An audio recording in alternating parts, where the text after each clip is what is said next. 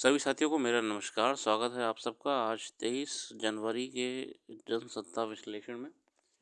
तो आइए शुरू करते हैं आज का जनसत्ता विश्लेषण। पहले पेज पे कुछ विशेष नहीं है, हम संपादकीय की तरफ पढ़ेंगे। संपादकीय में शुरू करेंगे आज विवाद की बुनियाद, नागरिकता का सवाल और फिर गाँव की कीमत पर फैलते शहर।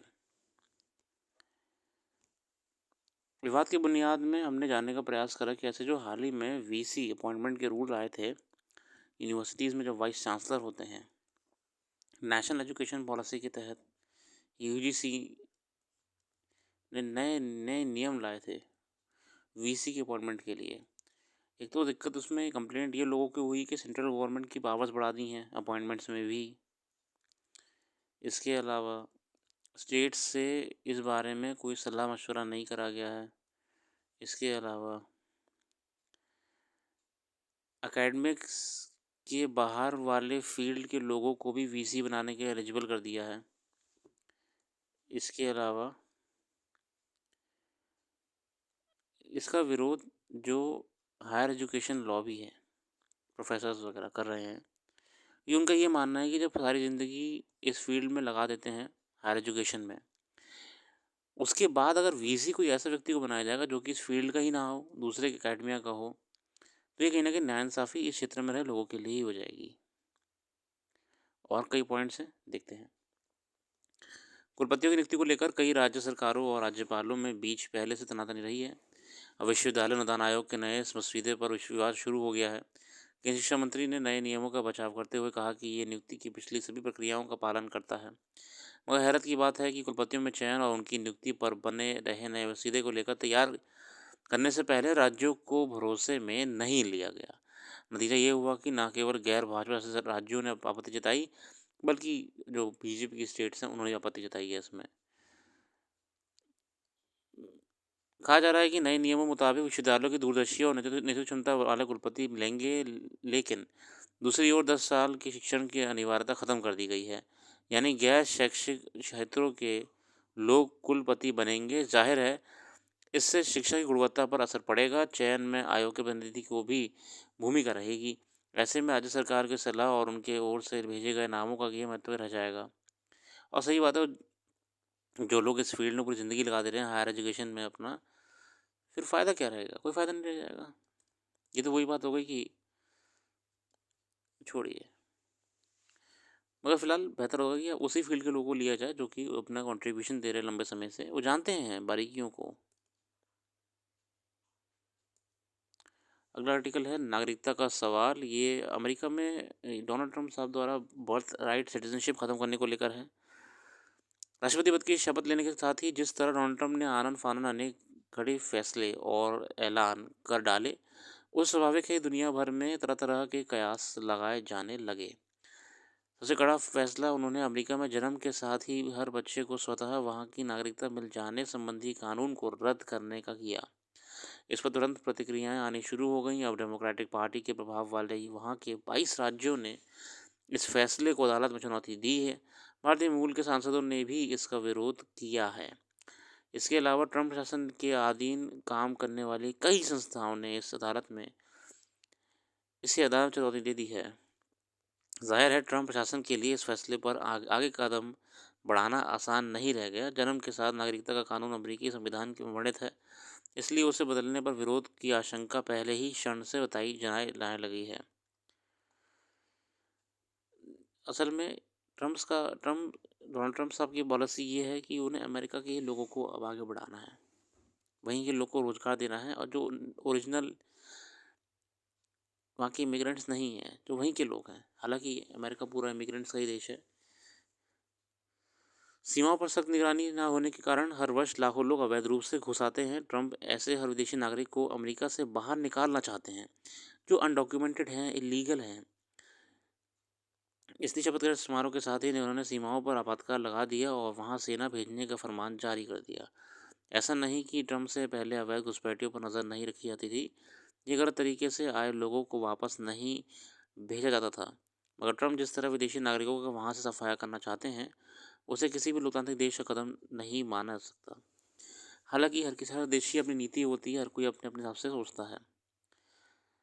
अगला आर्टिकल है गाँव की कीमत पर फैलते शहर। अखिलेश आयुर्द साहब कहते हैं, नए शहर और कस्बे बसाना आज की ज़रूरत बताई जा रही है। केंद्र सरकार पिछले 10 वर्षों में बड़े शहरों में जनसंख्या के बढ़ते घनत्व पर अंकुश लगाने और बढ़ती आबादी के मद्देनज़र नए शहर बसाने की कोशिश में जुटी है। सभी सुविधाओं से युक्त कस्बों के निर्माण को भी प्राथमिकता दी जा रही है। देश के तमाम अंचलों में शहर और कस्बे बसाने का काम चल रहा है। नए कस्बों और शहरों का निर्माण तथा पुराने शहरों के विस्तार की जरूरत वाहनों की बढ़ती संख्या, भीड़-भाड़ और प्रदूषण बढ़ने के कारण महसूस हो रही है। कहीं न कहीं शहर बस सिकुड़ते जा रहे हैं, मतलब कि ओवर क्राउडेड हो रहे हैं। इस देशीय विकास और विकसित देश के निर्माण के रूप में भी देखा जा रहा है। एक हकीकत यह भी है, विकास योजनाओं और बेहतर नीतियों के बावजूद गाँवों से पलायन में कोई कमी नहीं आई है। अब विलेजेस को जितना भी गवर्नमेंट कंट्रीब्यूट करना चाह रही है स्कीम्स के माध्यम से, वेलफेयर स्कीम्स के माध्यम से, मगर फिर भी माइग्रेशन तो बढ़ता ही जा रहा है। शहरों की तरफ जा रहे हैं युवा। रोजगार की बेहतर संभावनाओं की तलाश में युवा और मेहनतकश लोग अपने पुश्तैनी गांव तथा खेत छोड़कर शहर जाते हैं। वहाँ उनका शारीरिक और मानसिक शोषण होता है। महानगरों और शहरों में उन्हें नाउमीदी के साथ हाथ लगती है। गांव की तरक्की के लिए नई योजनाएं बनाई जा रही हैं। प्राकृतिक खेती को प्रोत्साहन दिया जा रहा है। किसानों को खेती के लिए कई सुविधाएं दी जा रही हैं। गांव से शहरों की तरफ पलायन रोकने की कोशिश की जा रही है, बावजूद इसके पलायन नहीं रुक रहा है। ताज़ा आंकड़ों के अनुसार मुताबिक आने वाले 5 वर्षों में शहर में 10 करोड़ मकान बनने की जरूरत पड़ेगी। 10 करोड़ मकान बनाने की जरूरत पड़ेगी। केंद्र सरकार शहरों और गाँवों में बड़े पैमाने पर मकान बनाने में लगी है, लेकिन अभी भी करोड़ों लोगों के सिर पर छत नहीं है। देखिए, हाउसिंग इंफ्रास्ट्रक्चर आपको इतनी पॉपुलेशन को सस्टेन करने के लिए बनाना ही पड़ेगा। हाउसिंग इंफ्रास्ट्रक्चर,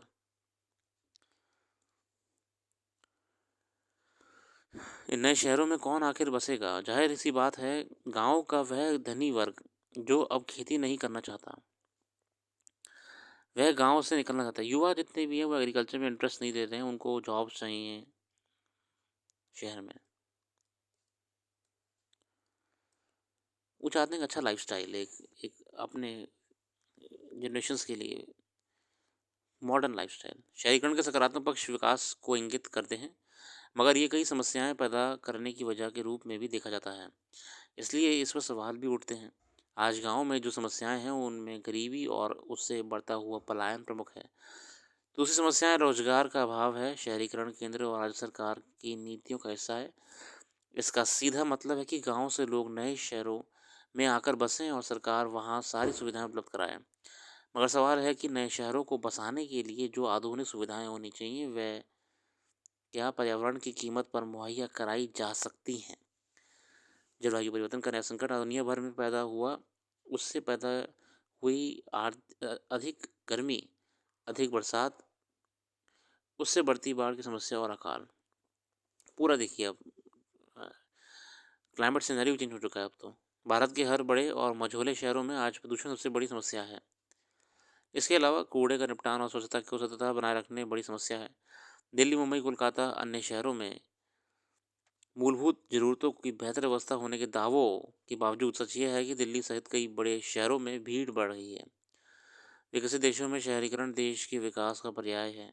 गांव में लोग खुले में श्वास लेने और मौज मस्ती के लिए जाते हैं। वहाँ गाँव के हालात वैसे दयनीय नहीं है जैसे भारत में है। सुरक्षा और सेहत के मामलों में भी विकसित देश भारत से कई गुना अच्छे हैं, मगर उनका विकास उद्योग और रोजगारों के निर्यात पर आधारित है। खेती तो महज 2-3% लोग करते हैं। देश की अर्थव्यवस्था में अब 15 से 20% योगदान कृषि क्षेत्र का है। शहरीकरण से कृषि क्षेत्र का हिस्सा खत्म होगा। इससे किसका फायदा होगा? गांव उजड़ेंगे और नए शहर बसेंगे। नए शहरों को बसाने में जो करोड़ों रुपए खर्च होंगे वह आर्थिकी पर बोझ की तरह होंगे।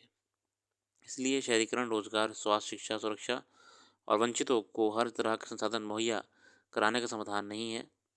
शहरीकरण से समुद्रों, नदियों, तालाबों, खेतों, नहरों, जंगलों, पर्वतों और स्वच्छ जलवायु में गंदगी ही बढ़ती है। आज़ादी के बाद शहरीकरण जिस तेज़ी से बढ़ा है, उस तेज़ी से नदी, नहर, तालाब, जंगल, पर्वत, खेत, हवा और दूसरे सभी प्राकृतिक संसाधनों को नुकसान पहुंचा है।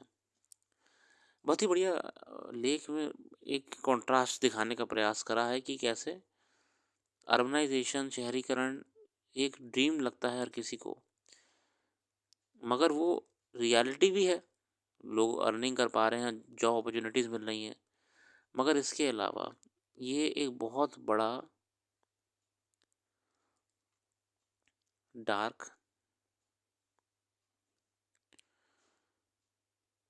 रियलिटी भी है। अपने आप में एक विरोधाभास है।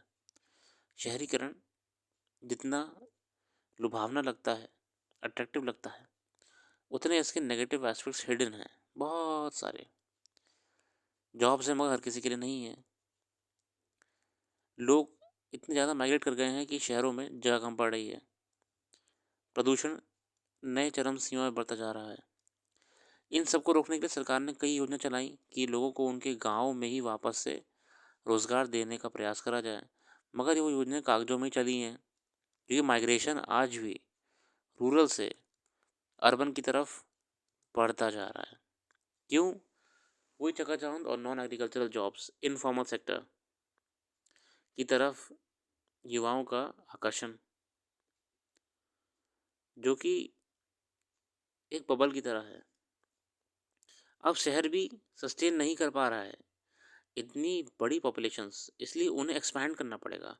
और इन्हें एक्सपैंड करने का मतलब ये है कि आसपास के गांव भी ख़त्म हो जाएंगे।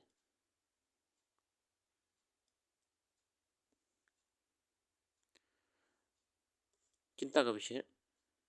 इसमें सरकारों को भी धरातल पे कुछ करना चाहिए। आगे बढ़ते हैं और आर्थिक और खेल जगत की खबरों की तरफ निगाह डालते हुए